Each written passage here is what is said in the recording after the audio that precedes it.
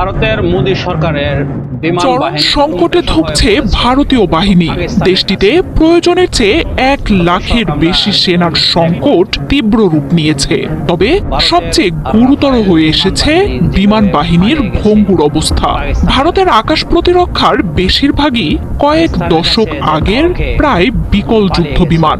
তাই আধুনিক যুদ্ধের সবচেয়ে বড় শক্তি বিমান বাহিনী নিয়ে চরম সংকটে রয়েছে নরেন্দ্র মোদীর দেশটি।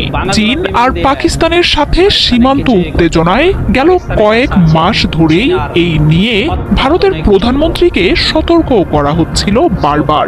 তবে এর মধ্যেই যুদ্ধের দামামায় এখন শঙ্কা ভারতের বাহিনীর পরিণতি নিয়ে।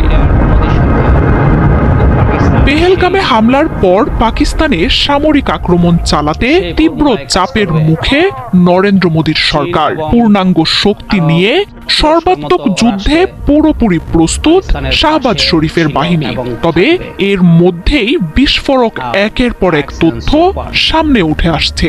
তড়িঘড়ি করে ফ্রান্সের কাছ থেকে 26টি রাফাল কেনার চুক্তি করেছে মোদী সরকার। তবে তা যে সংকট কাটাবে না এমন তথ্যই দিচ্ছে আন্তর্জাতিক গণমাধ্যমগুলো।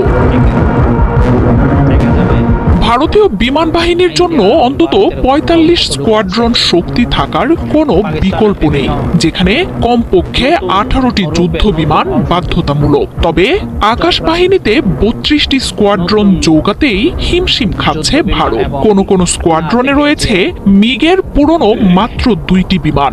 আত্মনির্ভর ভারতের তর্জন গর্জন করে স্থানীয়ভাবে তেজস যুদ্ধ বিমান দিয়ে ঘাটতি পূরণের কথা জানিয়েছিলেন নরেন্দ্র মোদী। তবে সেই যুদ্ধ বিমান না পাওয়ায় কিছুদিন আগেই ক্ষোভ জানিয়েছিলেন দেশটির নিরাপত্তা সংশ্লিষ্টরা। প্রতিপক্ষ পাকিস্তানের বিমান বাহিনীর আকাশ সক্ষমতা ভারতের কাছে চরম আতঙ্ক হয়ে উঠতে পারে। J-10C, JF-17 তো রয়েছেই, মার্কিন F-16 বহর রয়েছে পাক আকাশ রক্ষায়।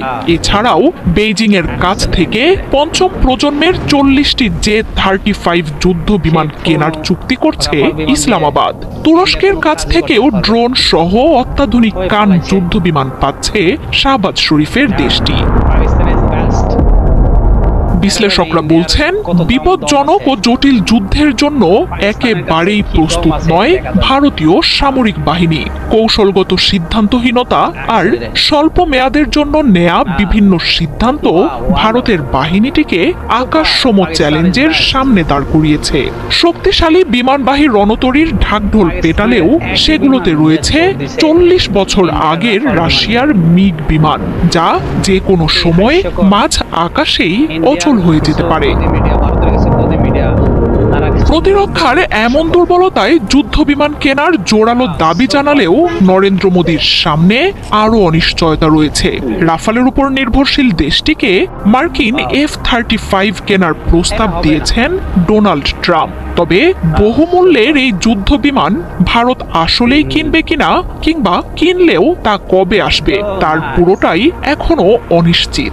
তাই হাতে থাকা 36টি রাফালই এখন চীন পাকিস্তান ঠেকাতে মোদীর একমাত্র নির্ভরযোগ্য ভরসা। চায়না এবং তুরস্ক থেকে তারা পেয়েছে।